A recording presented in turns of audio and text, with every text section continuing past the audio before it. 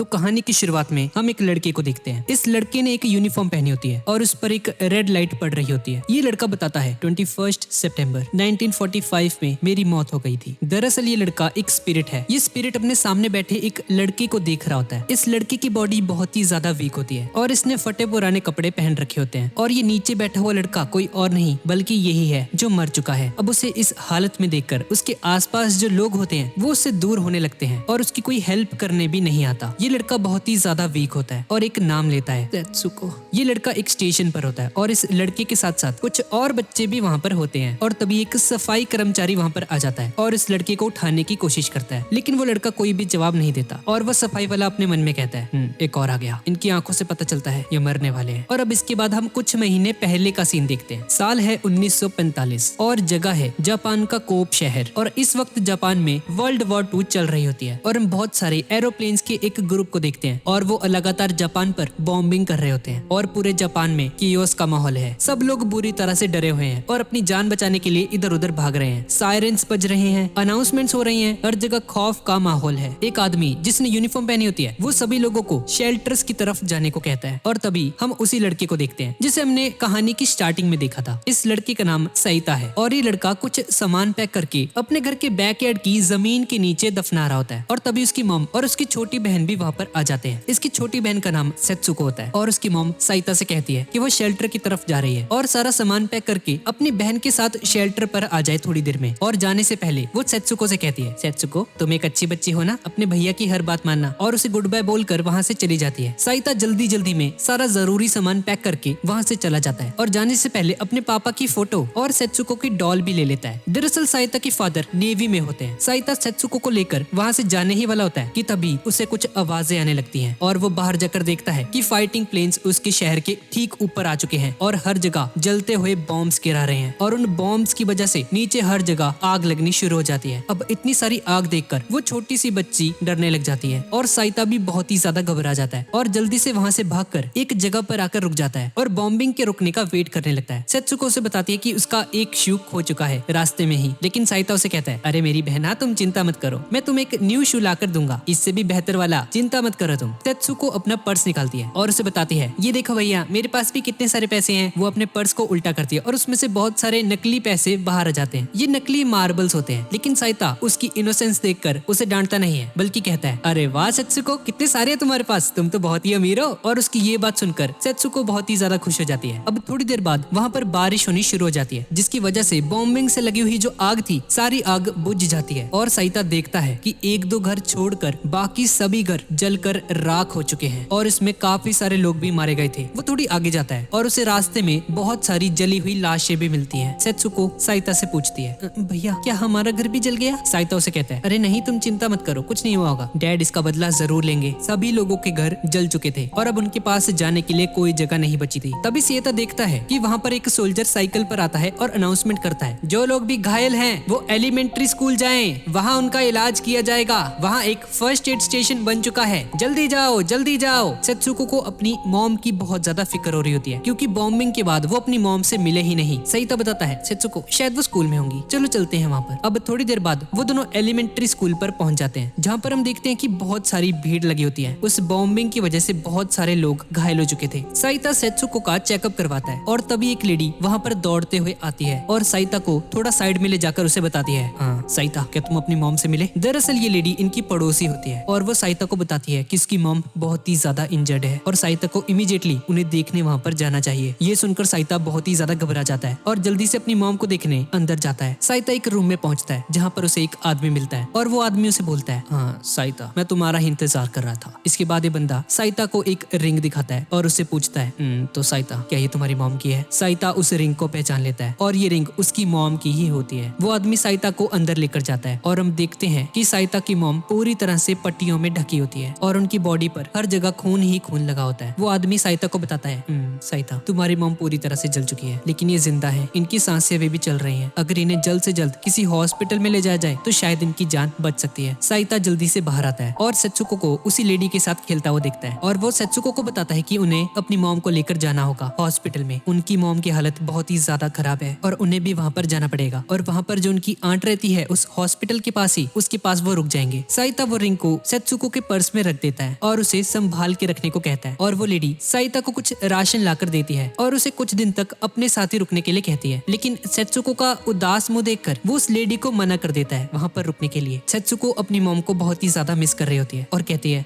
भैया मुझे मॉम की बहुत याद आ रही है, प्लीज मुझे मॉम चाहिए। और अगले दिन हम लोग देखते हैं कि साइता की मॉम की डेथ हो जाती है और उनकी बॉडी को बाकी बॉडी के साथ मिलकर जला दिया जाता है। साइता पहले ही सेत्सुको को अपनी आंट के पास छोड़कर आ गया था और अब फ्यूनरल खत्म होने के बाद साइता अपनी बहन के पास जाता है निशिनोमिया शहर में। साइता अपनी आंटी के घर में एंटर करता है और जैसे ही वो आता है तो सेत्सुका उससे बहुत सारे सवाल करने लग जाती है। अरे भैया आप आ गए, कहाँ है मॉम, कहाँ है, मुझे देख नहीं रहे। पर साइता की हिम्मत नहीं होती सेत्सुको को सच बताने की, इसलिए वो उससे झूठ बोल देता है और कहता है सेत्सुको मॉम अभी ठीक नहीं है, इसलिए वो अभी नहीं आ पाएंगी यहाँ पर। और तभी उसकी आंट भी वहाँ पर आ जाती है और उसे भी यही बताता है कि उसकी मॉम अभी भी हॉस्पिटल में है और वो अभी यहाँ पर नहीं आ पाएंगी। अगले दिन साइता अपने घर जाता है जो कि पूरी तरह से जल चुका था। हर तरफ बस टूटी हुई बिल्डिंग सी बची थी, वहाँ पर एक भी घर नहीं बचा था। साइता वहाँ पर अपना दफनाया हुआ सामान लेने आया था जो कि हमने स्टार्टिंग में देखा था। साइता वो सामान निकालता है और उसे उसमें कुछ फ्रूट ड्रॉप्स मिलते हैं जो कि एक किस्म की कैंडी होती है। साइता सारा सामान एक बैलगाड़ी में रखता है और उन फ्रूट ड्रॉप्स को अपनी पॉकेट में रखकर वहाँ से जाने लगता है। थोड़ी देर बाद वो अपने आंट के घर में पहुंच जाता है और उस सारे सामान को अपनी आंट को दे देता है और ये आंट उसे ताना मारते हुए कहती है, अरे वाह कितना सारा सामान है, ये सब कुछ नेवी वालों को क्यों मिलता है। वो लेडी साइता से उसकी मॉम की कंडीशन पूछती है लेकिन साइता उसे बताता है कि उसकी मॉम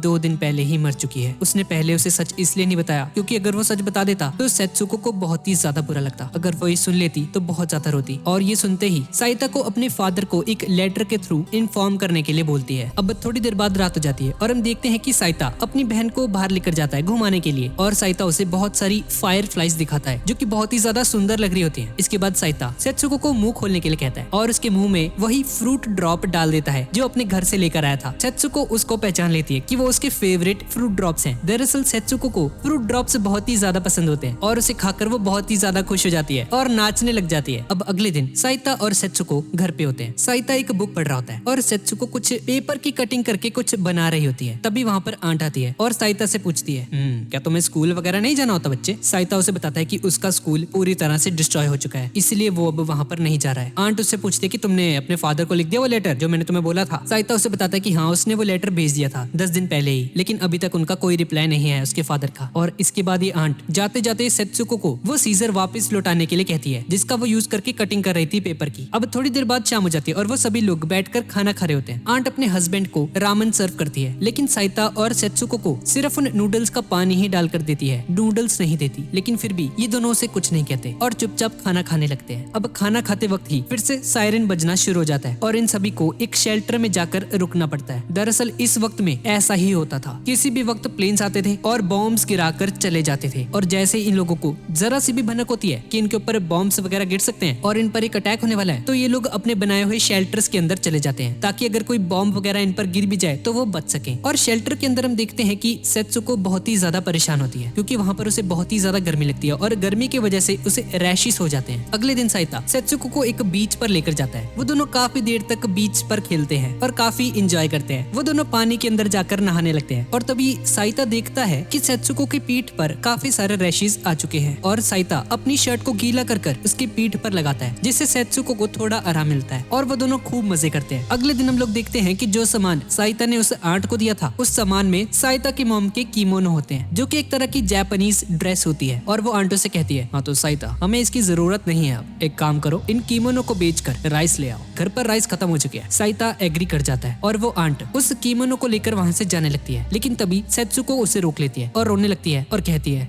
ये तो मेरी मॉम के, नहीं प्लीज आप इसे ना लेकर जाइए, प्लीज प्लीज इसे ना लेकर जाओ। लेकिन साइता उसे संभालता है और उसे रोकता है और तभी साइता की स्पिरिट उस टाइम को याद करती है जब उसकी फैमिली ने एक फोटो क्लिक करवाई थी और उसकी मॉम ने उसी कीमोनो को पहन रखा होता है। और थोड़ी देर बाद उसकी आंट उस कीमोनो को बेचकर राइस ले आती है जिसमें से थोड़े से राइस वो साइता को दे देती है लेकिन सेत्सुको बहुत ही ज्यादा दुखी होती है। अब थोड़ी देर बाद शाम हो जाती है और इतने टाइम के बाद सेत्सुको राइस खाकर बहुत ही ज्यादा खुश हो जाती है और उसकी आंट अपने हस्बैंड के लिए राइस बॉल्स बना रही होती है टिफिन में लंच में उसे देने के लिए। और ये देखकर साइता सेत्सुको को कहता है, सेत्सुको अभी तुम खिचड़ी खा लो और दोपहर में तुम्हें राइस बॉल्स मिलेंगे। लेकिन तभी उसकी आंट उसे राइस बॉल देने से मना कर देती है और उसे कहती है नहीं, ये तुम दोनों के लिए नहीं है, लंच में भी तुम दोनों को खिचड़ी ही खानी पड़ेगी। तुम्हें समझना चाहिए जो लोग देश के लिए काम कर रहे हैं उन्हें अच्छा खाना खाना बहुत जरूरी है। दरअसल इस आंट का हस्बैंड भी आर्मी में होता है और जाते वक्त उसे एक ताना देती है, मैंने तुम्हें राइस खिलाए थे ना, इन राइस पर पहला हक हमारा ही है और 2 अनाथ बच्चों का ध्यान रख रही हूँ मैं, और उसके बदले में तुम मुझे ये सब सुनाओगे। अगर ऐसा है ना तो कल से अपना खाना खुद बना लेना। ऐसा ही होगा, कल से तुम लोग अपना खाना खुद बनाओगे, मैं नहीं बनाने वाली तुम्हारे लिए। अगले दिन साइता सेत्सुको को लेकर पोस्ट ऑफिस में आता है अपने फादर को एक और चिट्ठी लिखने के लिए। इसके बाद वो एक ओल्ड मैन के पास जाता है और उससे कुछ सामान खरीदता है, जैसे कि कुछ बर्तन और स्टोव वगैरह, खाना बनाने में जो यूज होती है वो सभी चीजें। और आंट के घर जाकर वो उसके गार्डन में अपना खाना बनाना शुरू करते हैं। और आंट की बेटी उससे पूछती है,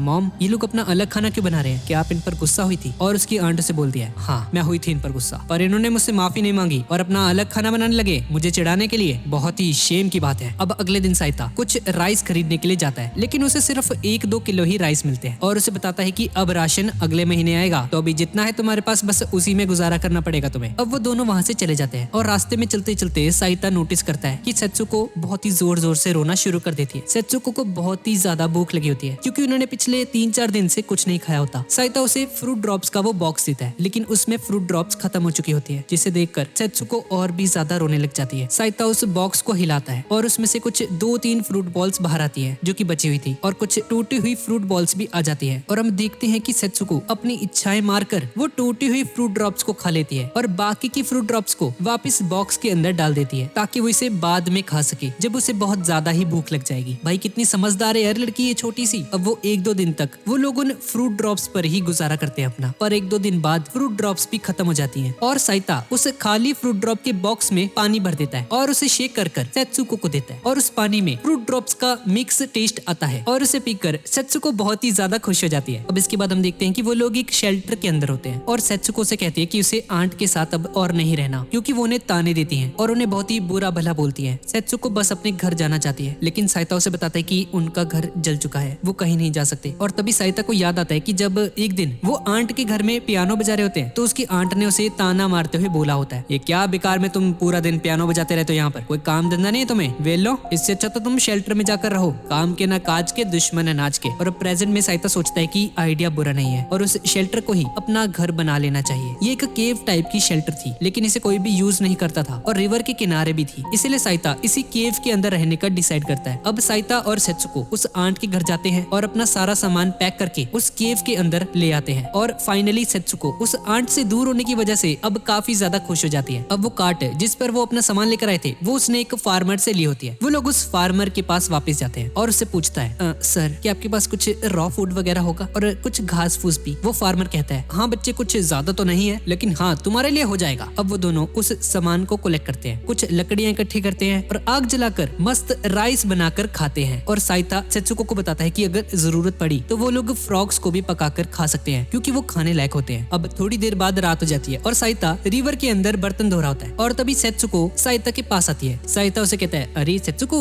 अरे वापस जाओ, यहाँ पर बहुत मच्छर है। लेकिन सेत्सुको से कहती है कि भैया अंदर बहुत ही अंधेरा है और मुझे बहुत डर लग रहा है और भैया मुझे सूसू आई है। साइता उसे सूसू कराने ले जाता है और तभी उसे आइडिया आता है कि उसे रोशनी के लिए फायरफ्लाइज मतलब कि जुगनू पकड़ने चाहिए और वो दोनों बाल्टी में बहुत सारी फायरफ्लाइज को पकड़कर शेल्टर के अंदर ले आते हैं और उन्हें अपनी मच्छरदानी के अंदर छोड़ देते हैं, जिसकी वजह से वहाँ पर बहुत सारी रोशनी हो जाती है। और गाइस ये बहुत ही ज्यादा खूबसूरत लग रहा होता है। अब साइता उसे एक स्टोरी बताने लगता है अपने फादर की, जब उसने पहली बार अपने फादर की शिप को देखा था। लेकिन तभी स्टोरी बताते बताते वो नोटिस करता है कि सेत्सुको सो चुकी है। अब अगली सुबह साइता देखता है कि सेत्सुको वो फायरफ्लाइज जो उन्होंने कल इकट्ठी करी थी, सेत्सुको उन मरी हुई फायरफ्लाइज को जमीन के अंदर दफना रही होती है, बिल्कुल ऐसे ही जैसे वॉर में मरे हुए लोगों को एक साथ दफनाया जाता है और जलाया जा रहा था। दरअसल फायरफ्लाइज बहुत ही कम जीती हैं और वो सिर्फ 3-4 वीक्स तक ही जीवित रह सकते हैं। और सेत्सुको साइता से कहती है, मैंने इनकी ग्रेव दे रही हूँ, जैसे हमारी मॉम भी इस वक्त ग्रेव में है। और ये सुनकर साइता हैरान रह जाता है और उसे पता चलता है कि सेत्सुको को उसकी मॉम की डेथ के बारे में पता है। और वो उससे पूछता है, सेत्सुको तुम्हें कैसे पता चला? और सेत्सुको से कहती है, मुझे आंट ने बता दिया था कि हमारी मॉम मर चुकी है और वो कभी भी वापस नहीं आएंगी। और ये सुनकर साइता रोने लग जाता है और उसे रियलाइज होता है कि सेत्सुको को पता होने के बावजूद भी कि उसकी मॉम मर चुकी है, उसने साइता को बिल्कुल भी परेशान नहीं किया और ना ही रोई, क्योंकि वो लोग पहले से ही बहुत परेशान थे, इसलिए वो साइता को और परेशान नहीं करना चाहती थी। और जैसा कि हम लोगों ने नोटिस किया कि साइता अपनी मॉम की डेथ पर बिल्कुल भी नहीं रोया रोया था। इतना सब कुछ होने के बाद भी वो बिल्कुल नहीं रोया। उसने हिम्मत रखी क्योंकि उसने अपनी छोटी बहन को भी सपोर्ट करना था, लेकिन इस वक्त वो रो दिया। वो अपने आंसुओं को बहने से नहीं रोक पाया। इसके बाद साइता उसे कहता है, सेत्सुको तुम चिंता मत करो,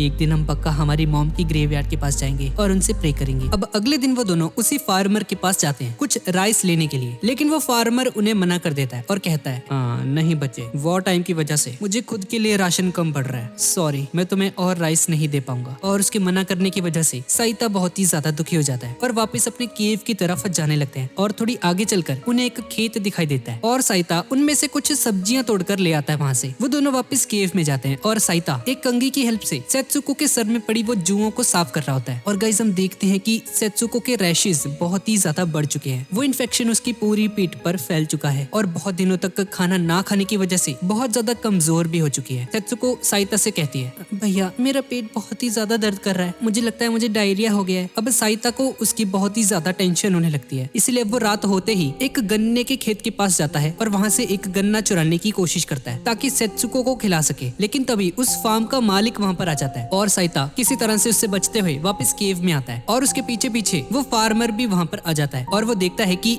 बहुत सारी सब्जियां भी पड़ी हैं वहाँ पर जो उसने उसी के खेत से चुराई हैं। साइता अपने घुटनों पर बैठकर उस फार्मर से माफी मांगता है और उसे कहता है, मुझे माफ कर देना, हम बहुत ही ज्यादा भूखे हैं, ये सब कुछ मैंने अपनी बहन के लिए किया, मेरी बहन बहुत ज्यादा बीमार है, इसने पिछले 4 दिन से कुछ नहीं खाया, प्लीज मुझे माफ कर देना। लेकिन वो फार्मर साइता को बुरी तरह से पीटते हुए पुलिस स्टेशन में लेकर आ जाता है। लेकिन पुलिस स्टेशन में मौजूद वो ऑफिसर काफी अच्छा इंसान होता है और देखता है कि उस फार्मर ने साइता को बहुत बुरी तरह से मारा होता है और साइता की जख्म देखकर उस फार्मर से कहता है, चुपचाप यहाँ से चले जाओ वरना मैं तुम पर एक छोटे बच्चे को मारने का केस दर्ज कर दूंगा, चले जाओ यहाँ से। और वो फार्मर डर के मारे वहाँ से भाग जाता है और उसके जाने के बाद वो ऑफिसर साइता को समझाता है, बच्चे इस बार तो मैंने तुम्हारी हेल्प कर दी है, लेकिन आगे से ख्याल रखना, ठीक है। और वो ऑफिसर उसे जाने देता है। साइता बाहर आता है और देखता है कि सेत्सुको उसका पीछा करते करते पुलिस स्टेशन के बाहर आकर खड़ी हो जाती है। साइता सेत्सुको से नजरें नहीं मिला पाता, लेकिन सेत्सुको उसके गले लग जाती है और ये देखकर साइता बहुत ही ज्यादा रोने लग जाता है। सेत्सुको उससे कहती है, भैया आपको तो बहुत चोट लगी है, हमें डॉक्टर को दिखाना चाहिए, चलो डॉक्टर के पास चलते हैं। और उसकी बातें सुनकर साइता और भी ज्यादा रोने लग जाता है और सेत्सुको को गले लगा लेता है। साइता बहुत ही ज्यादा डिसअपॉइंटेड होता है क्योंकि वो अपनी बहन का इलाज नहीं कर पा रहा था। लेकिन जब सेत्सुको ने साइता को रोते हुए देखा तो सेत्सुको ने उसे डॉक्टर को दिखाने के लिए कहा और उसकी ये बात सुन के वो और भी ज्यादा दुखी हो जाता है कि उसकी बहन उसे कितना चाहती है और उससे कितना प्यार करती है। अब खाने की बहुत ज्यादा कमी होने की वजह से साइता एक नई टेक्निक अपना लेता है। जब सायरन बजता है और बॉम्बिंग होनी शुरू हो जाती है तो सभी लोग अपने घरों से निकलकर शेल्टर में चले जाते हैं और इसी का फायदा उठाकर साइता उन लोगों के घर में जाता है और खाना चुराकर वापस अपने शेल्टर में लेकर आता है। सेत्सुको के लिए साइता अपनी बहन को खाना खिलाने के लिए एक चोर तक बन गया था। साइता उसे अपने हाथों से खाना खिलाता है और हम देखते हैं कि सेत्सुको बहुत ही ज्यादा वीक हो गई थी और उसकी आईज भी अब डल होने लग गई थी। अब साइता के पास और कोई ऑप्शन नहीं बचा था और वो लोगों के घर से कपड़े चुराकर उस आंटी को बेचने के लिए जाता है और उसके बदले कुछ खाना लेने की कोशिश करता है उस आंटी से, लेकिन वो आंटी उसे मना कर देती है खाना देने से। इस वक्त सामान से ज्यादा जरूरी खाना हो चुका था क्योंकि बॉम्बिंग की वजह से जो फील्ड्स वगैरह होती थी वो सभी तबाह हो चुकी थी। अब साइता केव में वापस आने लगता है और तभी उसे रास्ते में सेत्सुको दिखती है एक जगह पर बेहोश पड़ी हुई। एक बार को तो वो सोचता है कि कहीं सेत्सुको मर तो नहीं गई क्योंकि उसके ऊपर एक मक्खी बैठी होती है। साइता बहुत ही ज्यादा डर जाता है और सेत्सुको को पुकारता है,